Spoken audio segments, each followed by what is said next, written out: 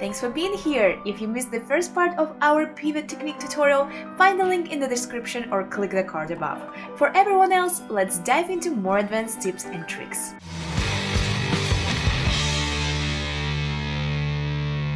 The next thing that I noticed, like some people do, after they did this first step successful, forward step successful, the person who goes backwards put like a lot of weight on their heel and they kind of try to arrive fully on the leg. What I feel is very good to try and very beneficial for a lot of dancers is kind of feel that your weight is not like 100% on the leg, but more maybe like 75, and other like 25% stays on the other leg. So for example, when you go backward, you see my weight is kind of in front. Yeah, I can put my heel down and all that stuff, but my weight is always kind of between two legs, but not like fully. Instead of going fully to the back leg, and then that person needs to take all of your weight and bring it to yourself. So let me show if with the distance, if I put all of my weight back on a backward step. So I bring all my weight back, and that person needs to push me forward, pull me forward. And then we have this like struggle. If at the same time, if I always gonna keep my weight kind of between two legs, it's gonna look more like a tango. So, and try to turn me. And I'm gonna be between legs, between legs, between legs. This is not the waltz. Yeah, so that's why I want you to suggest to feel still that you're going from one leg to another, but it's kind of, you're connected to your other leg for like around 25%, so you're not giving all of your weight. And even for the step forward, I'm not like falling to this leg, you see? I'm trying to have connection with my back leg a little bit, yeah? And then I go back, but I still try to be on top of my ball of the foot, okay? So hopefully it makes sense. Let me know down below in the comments if it works.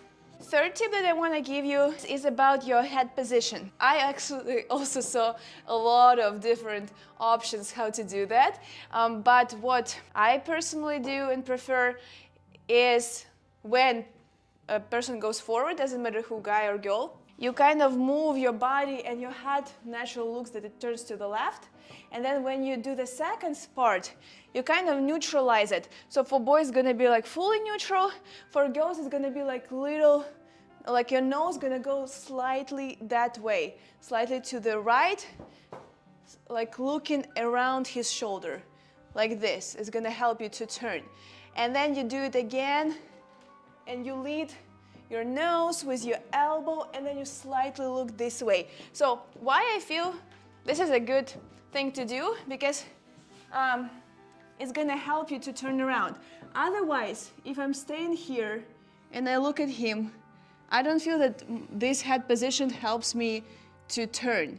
If I'm turning my body and look around him this way, I kind of go I pass, yeah. And then next thing, why I don't want to keep my head more to the left here, because in this case, I'm gonna go to his arm and he's gonna feel a lot of weight. But instead of that, I'm going slightly in and help to turn him around. Yeah, so if I exaggerate so in this part, I'm turning it, like it's actually, I'm not turning my head, I'm thinking about turning my body.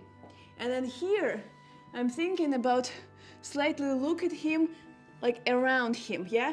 And more like neutral, around, neutral, around, neutral, around, neutral. So right now I exaggerated, I'm not gonna do this too much. It's gonna be little motion. And for guys, the same. Here's more neutral. And they kind of even, what they can do, they can look on their lady's head, but not past this. This is gonna be already too much. Yeah, so this is a good level. Then they look kind of away, but because they turn in their bodies, they're not trying to turn their head. And they again look to the lady's head during the turn. So on the first one, it doesn't matter.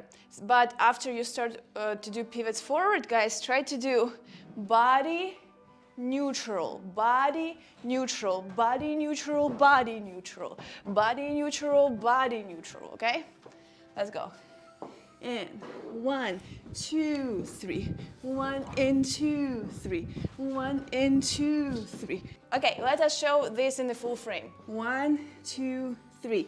1, 2, 3. 1 and 2, 3. 1 and 2, 3. 1 and 2, 3. About other tips. I heard from very good dancer, and he's also a very good coach. I heard very contradictory technique, which what basically it does, you're instead of turning your body and then kind of untwisting it. Also about the previous technique, I feel it's kind of like a Rubik's Cube. You're turning your upper part, then you twist your lower part to make it neutral again. So it's like upper part and then you twist lower part. Upper part, lower part. So take a look again. It's like, yeah, let's try again. Together. Okay, so those who go forward, they turn their body. Those who go backward, they bring their legs to that body, if it makes sense. Okay, so if you're doing the guy step, first step is like a regular step. But then from here, turn body, and then you see my body was turned, and then I bring my legs to the turned body. So I kind of go twist and bring legs to untwist. Twist and bring legs to untwist. So other coach recommended to kind of keep it all blocked. And what he meant that take your frame, turn, create like a right angle where it's supposed to be, and then just keep it all the time. And instead of thinking about all this twist and twist, just go with the first like twist, and then that's it. Turn your feet, turn your feet, turn your feet, turn your feet. Just basically pivot on your feet and do nothing with your body. Yeah, so let's just try to do that. So we're just twisting on the first step and then we maintaining it. But don't twist at the beginning step, twist more towards the middle. And twist and then just pivot on your legs. Da, da, da, da, da, da, da, da, da, da, da. You know what's easy about that? You don't need to think a lot. You kind of do that and that's it. But I found that it's very challenging for some of my students to apply just this concept, because I think for this way of technique, you kind of need already to feel how your weight distributes from one leg to another. You need to be able to easily go around each other. You need to already have this concept, who goes forward, who kind of opens the way. Because again, if for example he goes forward and I goes backward with him, he's not gonna be able to pass me unless I'm kind of going like this way and open him a door, yeah? So all these concept about not going fully on your front leg and then on your back leg, then I think you can apply it because naturally you already have all this twist around, and maybe his point was to not to turn that too much. Maybe it was like many turns and it didn't look clean. So I think, guys, for you, try to apply all of that, even if it's contradictory, and see what works for you. There are so many other things that we can do in natural pivots, but basically I think this is the most main one that you can start off.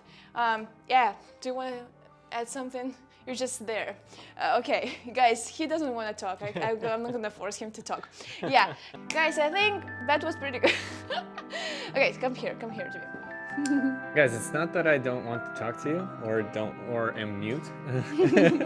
It's that I'm not a dance coach. I haven't danced professionally in a long time.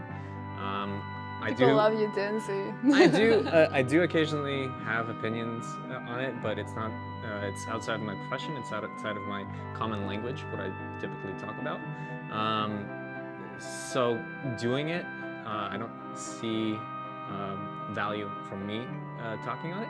But Lena is a professional coach. She is a professional dancer, and she knows what she's talking about better than most people. So people just gonna enjoy look at you, and that's Sure, it. That's sure. already good enough, Sure. right? Guys, let us know if you like this video. Give us a thumbs up, subscribe to my channel, write down below in the comment section what do you want me to review and any questions that you have. I'll be glad to answer. See you in my next videos. Bye bye. Mwah!